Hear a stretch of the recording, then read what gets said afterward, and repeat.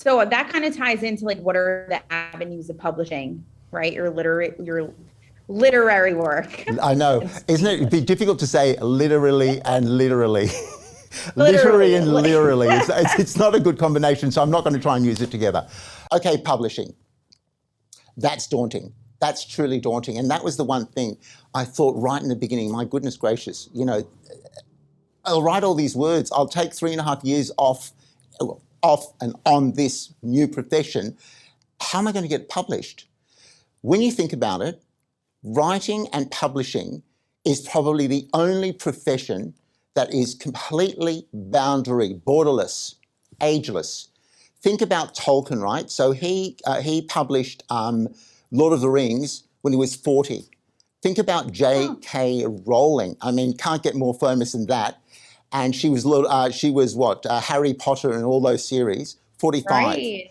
And one of my inspirations is Doris Lessing. She got the Writers' Laureate Award Prize, and she did novellas 88 years old. And there's ones that are older. So first and foremost, it's borderless. And I did all this research before I started because I just thought, okay, how realistic is this? Which I'm sure a lot of people would be wanting to do that research. The second thing that you have to realize is the whole publishing industry has just been blown open because of the digital age. So the good news is there are companies that will help you with what is called self-publishing.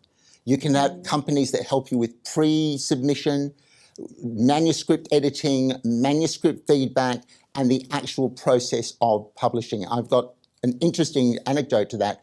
Very dear friend of mine who I had on as a guest, such as yourself on Henry and Friends Live.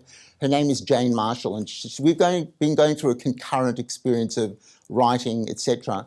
Jane is doing a massive global launch this evening, and it's basically a book, and you really must look it up. It's called The Naked Truth About Breast Cancer.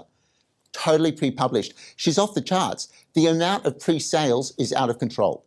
So first of all, it's borderless. Then you've got the fact that you can self-publish. And here's the next bit of really good news, because it all has to be transparent.